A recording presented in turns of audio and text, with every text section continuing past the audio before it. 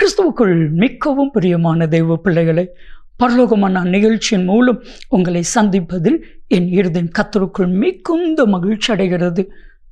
இன்றைய பரலோகமன்னா, நீ மகா புத்திமானாய் இருப்பாய். நம்ம லைஃப்பில் நம்ம புத்திமானாக இருக்கணும் அப்படிங்கிறத ஆண்டவர் விரும்புகிறார். நம்ம புத்தி இல்லாமல் நிறைய காரியம் பேசிடுறோம், புத்தி இல்லாமல் நிறைய காரியத்தை செய்துடுறோம், நிறைய நேரத்தில் புத்தியை நம்ம பறி கொடுத்துடுறோம். ஆனால் வேதம் சொல்கிறது, நீ மகா புத்திமானாக இருப்பாய்.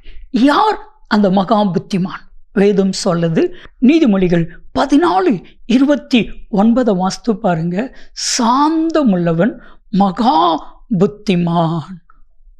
நீங்களும் நானும் சாந்தமாக இருந்தால் மகா புத்திமானாக இருக்கலாம். புத்திமான் மாத்திரம் இல்லை, மகா புத்திமான். அன்பானவர்களே, புத்திமானாக இருக்கிறதுக்கும் மகா புத்திமானாக இருக்கிறதுக்கும் நிறைய வித்தியாசம் இருக்குது. இந்த புத்திமானாக நம்ம இருக்கணும்னா நம்ம லைஃப்பில் தேவனுடைய சாந்தம் இருக்கணும். சாந்தமுள்ள ஒரு மனிதனாக நம்ம இருக்கணும். நம்ம லைஃப்பில் சாந்தம் இருக்குதா அப்படின்னா இல்லை. 2 தீமோத்தேயு 2:24 நீங்கள் வாஸ்து பாருங்க. தேவ மனிதர் ஊழியக்காரர்கள் சாந்தத்தோடு பதில் சொல்ல வேண்டும், சாந்தத்தோடு நடக்க வேண்டும்.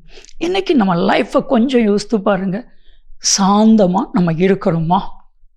கலாத்தியர் 6:1 வாஸ்து பாருங்க. உங்களில் ஒருவன் யாதொரு குற்றத்தில் அகப்பட்டால் ஆவிக்குரியவர்களாகிய நீங்கள் சாந்தமுள்ள ஆவியோடு அப்படிப்பட்டவனை சீர்பொருந்த பண்ணுங்கள், நீயும் விழாதபடி எச்சரிக்கையாயிர. அப்போ இன்னைக்கு ஆவிக்குரியவர்கள் அப்படின்னா என்ன அடையாளம்? சாந்தமுள்ள ஆவியோடு. ஆவிக்குரியவர்களாகிய நீங்கள் சாந்தமுள்ள ஆவியோடு.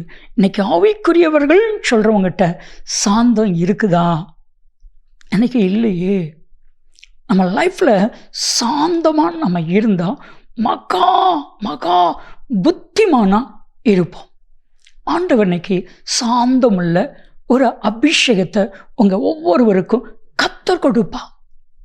வேதாகமத்தில் 1 பேதுரு 3:4 வாஸ்து பார்த்தா, அழிந்து போகிற அலங்கரிப்பு உங்களுக்கு இராமல் அழியாத அலங்கரிப்பாகிய இருதயத்தில் மறைந்திருக்கிற சாந்தம் என்கிற குணமே மிகவும் விலையேற பெற்றது.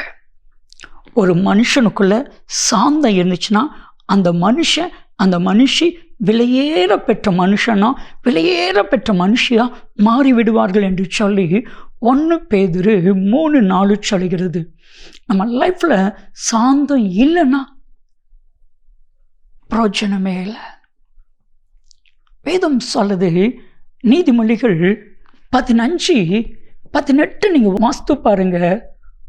கோபக்காரன் சண்டையை எழுப்பி விடுகிறான், சாந்தமுள்ளவனோ அதை அமர்த்தி விடுகிறான். இன்னைக்கு ஆண்டவர் நம்மகிட்ட எதிர்பார்க்கிற ஒரு காரியம் என்ன தெரியுமா? சாந்தம். சாந்தமாக இருங்க. பதில் சொல்றதுக்கு சாந்தமாக பதில் சொல்லுங்க. கோபப்படாதீங்க. நிச்சயம் நீங்கள் மகா புத்திமானா மாறிடுவீங்க. இந்த சாந்தம் எப்போ வரும் தெரியுமா? நம்ம புத்திமானா எப்போ மாறுவோம் தெரியுமா? வேத வசனத்தின்படி நடக்கும் பொழுது நீங்கள் புத்திமான். வேதம் சொல்லுது, மத்தேயு 7:24-25, நான் சொன்ன இந்த வார்த்தைகளை கேட்டு இவைகளின்படி செய்கிறவன் கற்பாறையின் மேல் தன் அஸ்திபாரத்தை வீட்டை கட்டுகிற புத்தியுள்ள மனுஷனுக்கு ஒப்பிடுவேன். அப்போ ஆண்டவருடைய வசனத்தின்படி நம்ம நடந்தால் சாந்தமுள்ள ஒரு மனிதனாக நடப்போம், புத்தி உள்ள மனுஷனாக இருப்போம். நீதிமொழிகள் 14:1, புத்தி உள்ள ஸ்திரீ தன் வீட்டை கட்டுகிறான். நீங்களும் நானும் மகா புத்திமானாக இருக்க கர்த்தர் உதவி செய்வார். ஜெபிக்கலாமா? தகப்பனே, விலையேற பெற்ற புத்தி உள்ள மனிதனாய், சாந்தமுள்ள மனிதனாய் நாங்களும் இருக்க உதவி செய்யும். இயேசு கிறிஸ்துவின் நாமத்தில் ஜெபிக்கிறோம் ஜீவனுள்ள பிதாவே, ஆமென், ஆமென். நன்மையும் கிருபையும் ஆசீர்வாதங்களும் நிச்சயமாக உங்களை தொடரும்.